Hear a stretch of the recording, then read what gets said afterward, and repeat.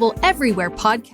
Hello everyone and welcome back into the GSMC Fantasy Sports Podcast, and for our fourth segment of today's show, we're going to be previewing, like I said before, the Sunday night football game between the Vikings and Lions, first ever meeting of two 14-plus win teams in NFL history. And what do you know, they're in the same division, playing not just for the NFC North title, but the overall number one seed that comes with the caveat of home field advantage.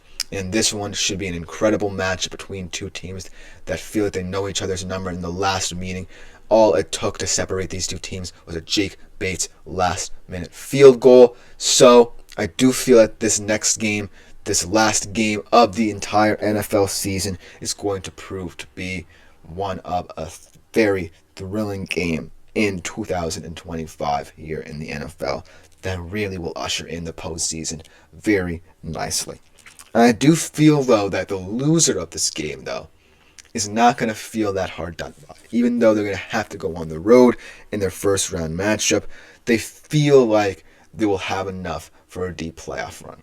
In which the Vikings, they feel like they can rely on their defense to continue playing well and really carry the load should Sam Darnold start to struggle come postseason time. And as the Lions, they feel they can just outscore anybody. And, you know, if it's come down to either the Bucs, the Falcons, or the Rams, who the number 5 seed has to play, I feel like the Vikings or the Lions will be heavily favored in that matchup, even though I like 2 out of those 3 teams really to try and make a game out of it against these two squads. But the game in question for this Sunday night game is Vikings-Lions. Let's focus on that from a betting perspective. Detroit 3-point favorites, over under 52.5. Minnesota plus 175. Detroit minus 145. So as you can see, people in Vegas still confident in terms of Detroit's look for this game. But I still think it's going to come down to the competitive nature of both of these squads. Now let's look at the Vikings in this matchup first and foremost, because they're the team that I feel like is coming into this playing with house money. Because even though they're the road team, even though I feel like they're the team a lot of people are expecting to look a little bit mortal in this one in terms of how Detroit's going to attack them, I still think they've had the better season. I still think they could have a deep playoff run. All things are possible for the Vikings come postseason. And so I have to look at this coaching staff with Kevin O'Connell, with Brian Flores on the defensive end, really helping this team become a vaunted juggernaut in the NFC. One-score game monsters. They know how to close out the close ones, and that's going to come in play in the postseason. And ultimately, the way they utilize their wide receivers is one of the most impressive in all of football. Sam Darnold really has looked comfortable, but you have to give all the credit to Kevin O'Connell for really creating a scheme that fits his best strength. Because remember, Sam Darnold still has all the strengths that made him attractive in that draft a couple of years ago. Wow. Not just a couple of years ago, but over 6 years ago in 2018. It just feels like yesterday, the way Sam Darnold has been playing. But ultimately, Sam Darnold just has to relax into Kevin O'Connell's system and play with the freedom we know how. And ultimately, that's what makes the Vikings so good. And I think in this matchup, they have the unique advantage where they can create overloads in certain parts of the field in terms of wide receiver alignment, bunching them up, creating opportunities in the middle of the field where Sam Darnold thrives, and putting pressure on this Detroit secondary. I wouldn't be surprised, like I said earlier in one of my first segments, if Detroit tries to play shell coverage, leave the too high up there in terms of safeties. But I do feel like the Vikings just have answers for that because of the multi-talented wide receiver core they have at their disposal. And TJ Hawkinson is also a huge maker and might be the X factor in this matchup as well, and in their postseason run as well, because he loves dwelling in the middle of the field.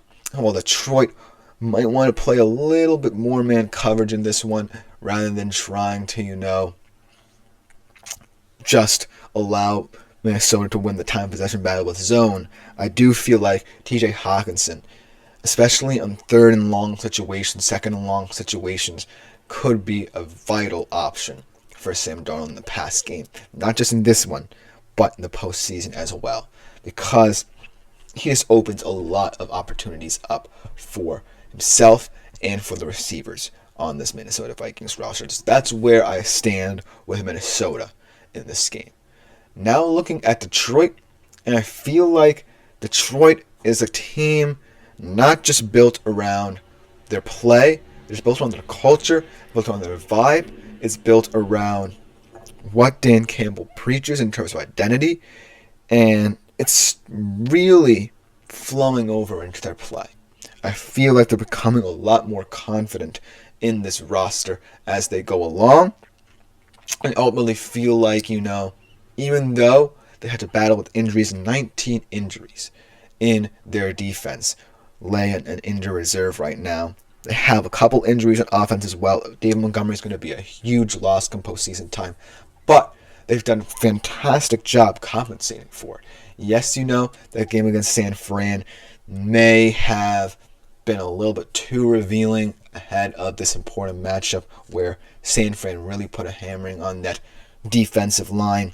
But ultimately, I do feel like if the Detroit Lions are scoring like we know they can, they have the offensive talent to really force you to play catch-up to them. And I feel like they can win any shootout they're in. And I'm not saying this game could potentially be a shootout. And I do feel like the Vikings may just have the upper hand defensively here. But I do think that Jared Goff and this offense can create mismatches here and can get him into a rhythm should the Vikings continue with their heavy blitz rate in this one, like I said. Because that's what I feel like Brian Flores is going to want to do. He's going to want to force Jared Goff to make quick decisions, and Jared Goff was highly impressive in their first go-around.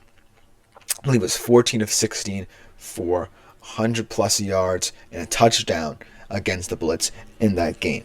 So he was very efficient, and that's what makes Jared Goff such an appealing option for the Detroit Lions going forward in the postseason as someone to completely hand the keys to the car over in terms of what they can do offensively. Because if Jahmyr Gibbs is getting pushed around a little in the run game, which I can foresee potentially in the postseason against these tough physical run defenses, I feel like Jared Goff has learned how to adapt to the pressure.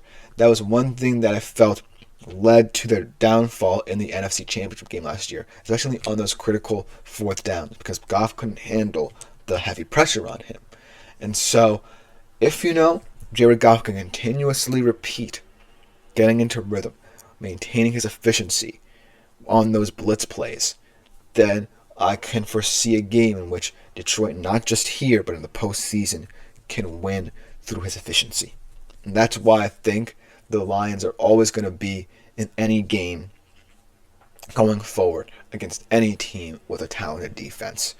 But then again, looking at how both of these teams can match up with each other defensively, I just feel that the Vikings have a little bit more multiplicity in how they can attack. Because I'm looking at guys like Jonathan Greenard off the edge. I'm looking at guys like Andrew Van Ginkel at the linebacker position.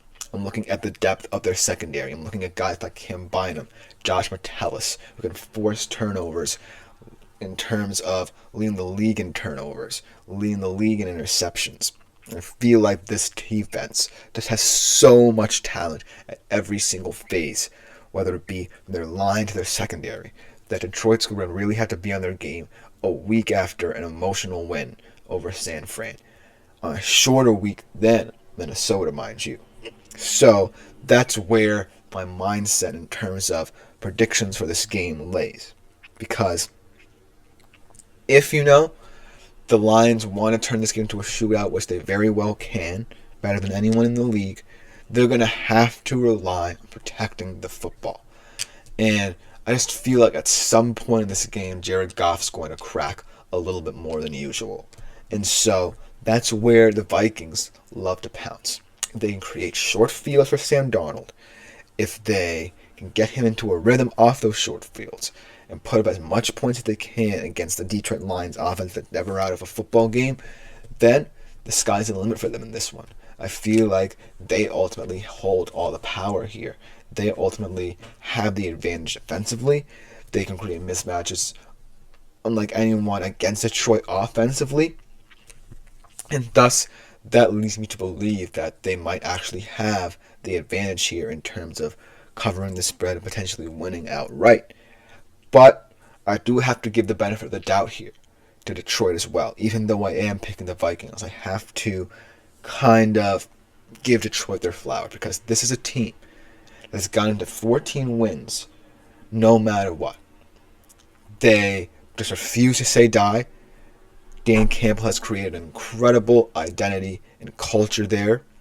And no matter if they're the 1 seed or the 5 seed, they're going to go into the playoffs with a lot of hope and optimism, no matter what befalls them. And I feel like, a lot of pressure is riding on them to ultimately win the Super Bowl this year. Dan Campbell said as much himself. We may not get another opportunity like this. And so that's why I feel Detroit can, even in a loss, prove that they are battle-tested and ready for whatever stands in their way.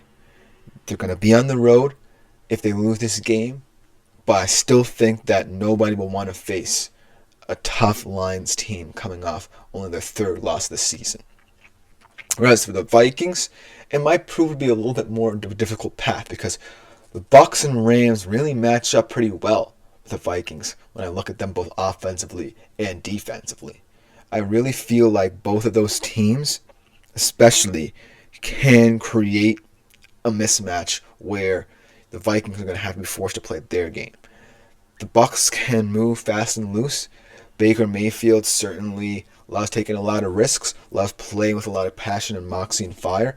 And then if you're the Rams, you have a defense that can really match up pretty well against this Vikings offense, even though it's a young one at that. But I still think that the Vikings shouldn't necessarily be too worried because they feel that they can win those matchups with creativity on the offensive side of the football through Kevin O'Connell and through the defensive side of the football through Brian Flores. For those two coaches, I feel like Minnesota can rely on game plans that ultimately bring out the best in their team week in, week out. So ultimately, it doesn't really matter who wins or loses this game, in my humble opinion. All things are possible for either of these teams, win or lose. But when I look at this game from face value, for the two teams that are going to be playing on the field, outside of the noise of the NFC, I just think that in this matchup, the Detroit Lions are going to be a little bit too within themselves, coming off of that emotional, like I said, game against San Fran, where they were really put to the sword and really deployed a lot of energy in that game, most importantly. Making a kind of cross-country trip, back to Detroit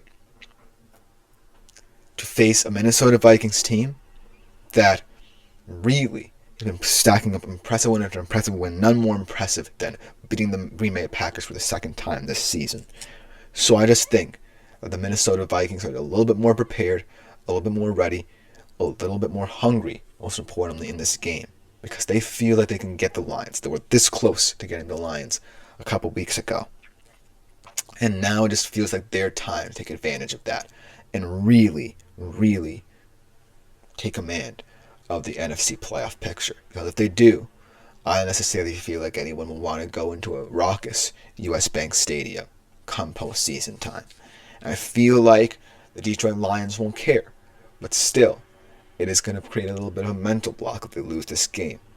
Because they won't be at home for quite some time, potentially, in the postseason, or at all, if at that, in the postseason, if they don't get this right. So that's why I'm a little bit concerned about Detroit should they lose. But ultimately, neither of these teams should feel hard done by, win or lose. It's just for NFC North pride at that, and you have all things in front of you in the postseason. But let me know what you think come next week in the comments. But for our final segment, for the first time in quite some time, we'll be talking some basketball, updating you on the NBA MVP race right after this short